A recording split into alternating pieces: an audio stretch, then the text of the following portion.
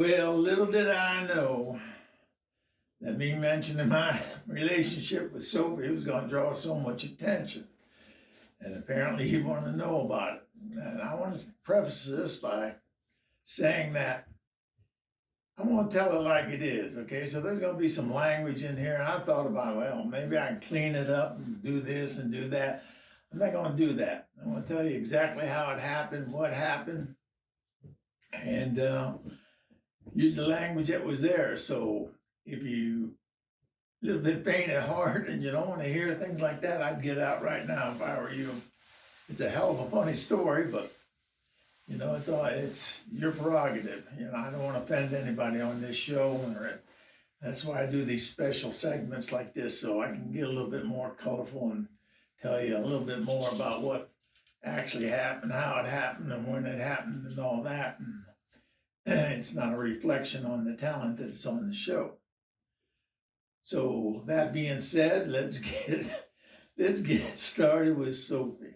Okay, I'm gonna have to backtrack a little bit here. My friend James Schumann. Now, I've known this man. I met him in 1972. He was doing some stuff with Emerson, Lake and Palmer. He's the guy that introduced me to Ronnie Wood. He's a crazy ass Englishman. And funny, I mean, him and I got along from day one. We met each other. We were cut from the same cloth, more so to speak. But I think he got a bigger cut of the cloth, and I'll explain that a little bit later on. But he's a great, funny guy, but he could be an ass. Oh my God, he could be just the most obnoxious English asshole you ever wanted to meet in your life. But when he wasn't, he was a funny guy. But him and I got along great. But him and I, in 1984, I went to Australia. Now, I'm not going to tell you the full thing, this story, but when I got back from Australia, he contacted me, and him and I went to lunch. And this is going to be another segment, this story here. And then we went to lunch. We were at lunch for 9 months. And that's the God's honest truth, a solid 9 months. And the only reason it didn't go any longer is I think we had a 3-day dry spell. And we looked at each other and said, I guess lunch is over. Now I went home and he went home. But in July of 1985, I got a gig along with him, go to Hong Kong to do some scouting for this movie, some location scouting. And I don't know if you know anything about the movies, but I mean, if they got a budget, they got a budget. And this one had a big budget. And so we were getting paid a hell of a good salary, plus all the bennies that went with it. And I don't want to use the term room and board, but we were put up in the nicest hotels, and we were sent there to do a job, and they had the budget, and they wanted to spend the money, and we were willing to spend it for them and do the job. Well, James took off and went to Hong Kong a few days, just a couple days before I did. And I landed in Hong Kong July 25th, 1985, about 1 o'clock in the morning. And I checked into this very nice, luxurious hotel, got myself a nice room, had 2 double beds in there, beautiful view of Hong Kong Harbor. I'm tired because that's a long, long flight. And I just laid down and hit my head, hit the pillow, and the phone rang.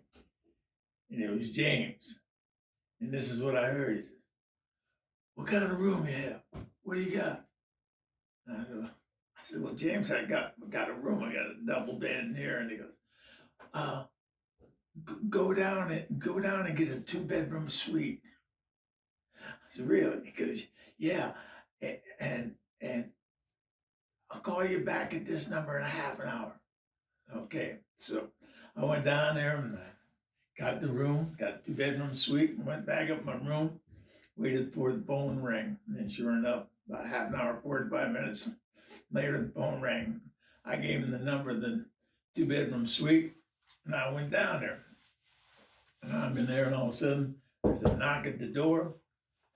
I open the door. Here's James. Now he's got a handful of something, white powder, some type of thing. He goes, lunch is served. He walked in. Behind him was a nerdy looking guy named Benji. Behind him was a good looking blonde girl. And I found out later on, blonde Irish girl named Sophie. And behind her was a cute little Asian girl. And the party was on. And it started rolling from that day on, man. And like I said, we stayed in every major hotel in Central, down along the harbor for a year. We were in hotels, you know. And him and Sophie were, you know, they were like a couple, I guess. They were like a couple of them. I mean, she followed him around like a puppy dog. And I'll tell you why in a little bit. And so then we got out of the hotels, and Sophie told us that. She said, you know, you guys should get out of the hotels and go rent some flats from these expats that go back to England for their holidays. And so we found this agent that did that, and she'd hook us up with these places. And she hooked us up, and there were 2 apartments available in this same building on Glen Ely.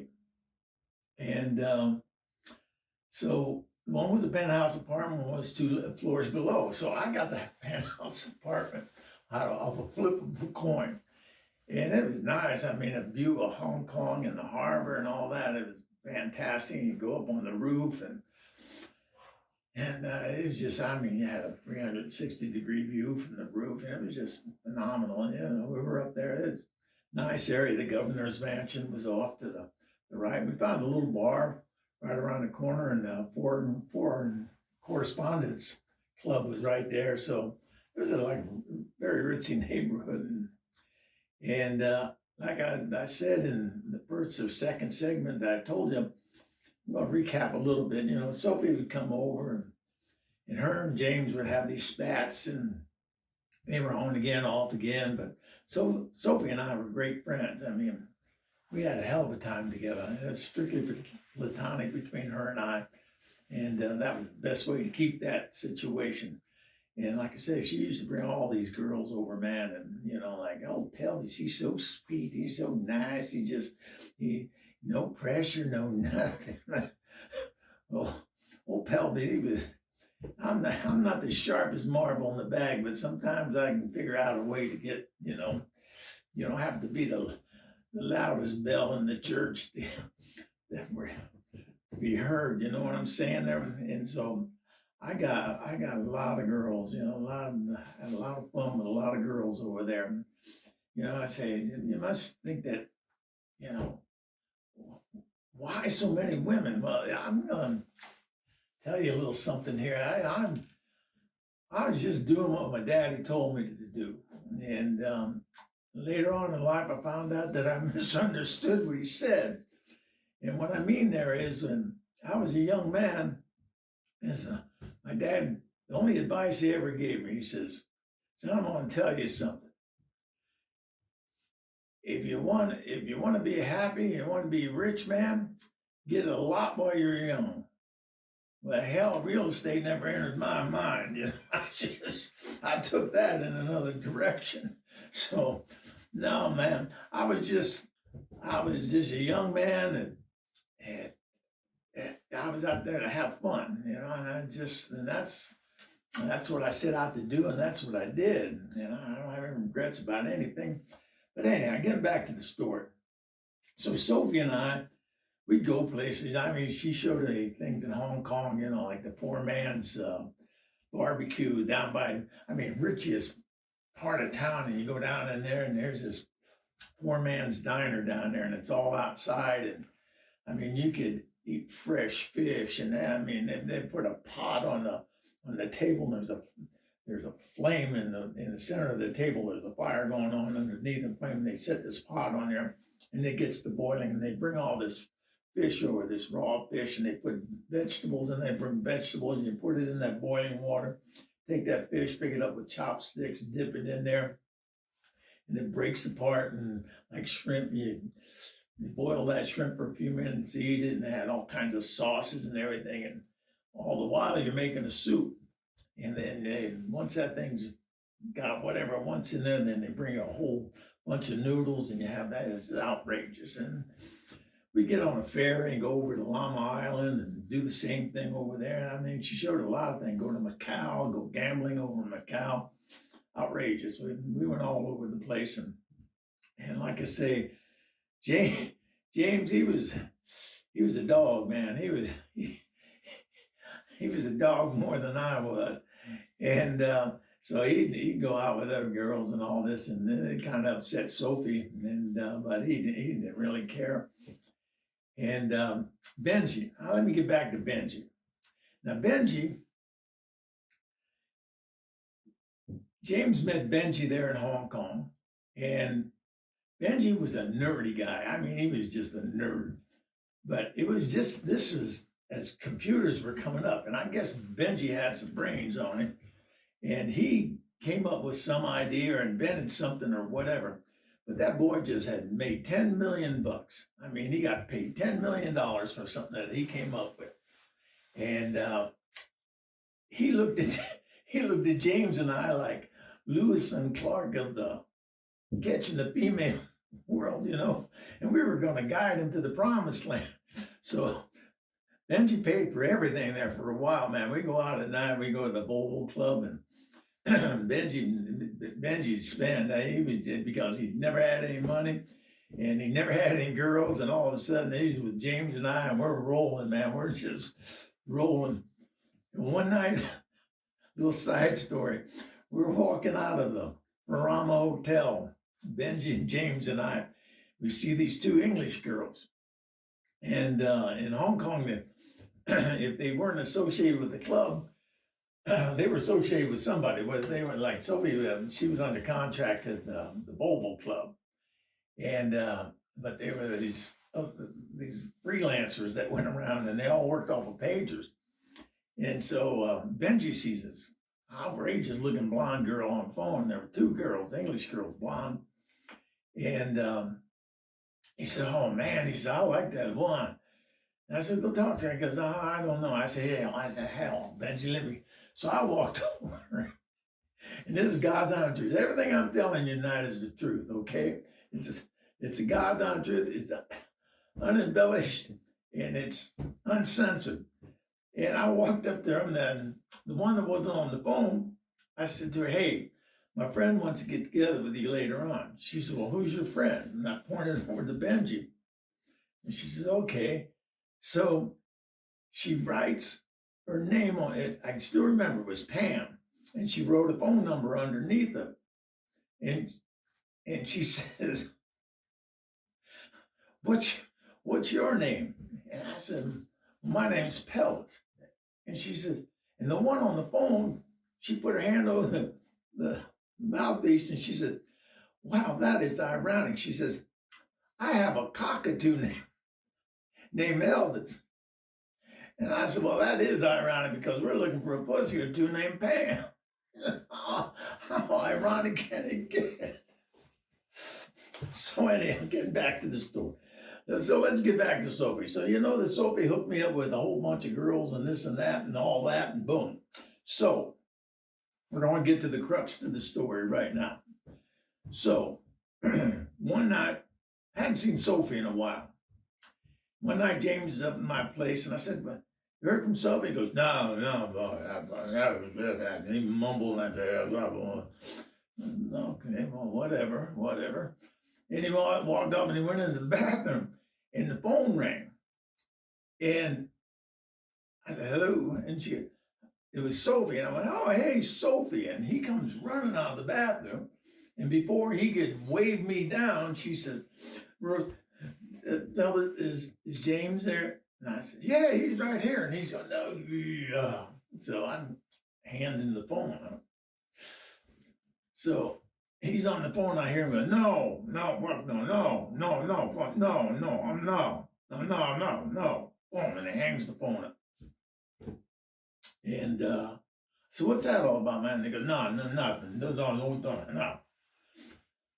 None of my business. So the phone rings again.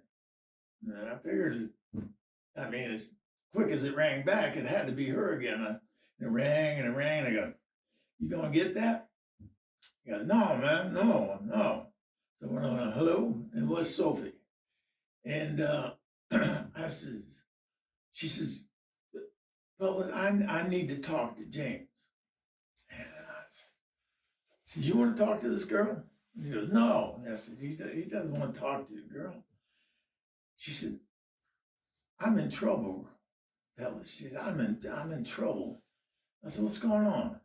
And she says, I'm in the hospital and I can't pay my bill and they're gonna have me arrested. And if I get arrested, I'm in some serious trouble.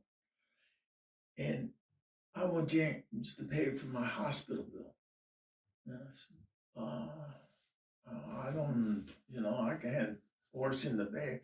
She said, Pelvis, James hurt me. I said, he what? She said, James hurt me. Now I got to break away from here. I got to tell you about James. James is about a 5'10", skinny ass, whiter than white English boy that is hung like a $90 donkey. And you want to know why Pelvis knows about something like that. I'm going to tell you. 1974, him and I and a whole bunch of people went skiing up in Aspen, Colorado. And he had a girlfriend at that time named Lisa. And it was Christmas time, around Christmas time. And a whole bunch of us, I mean, there were 12, 14, 16 of us all went out to dinner.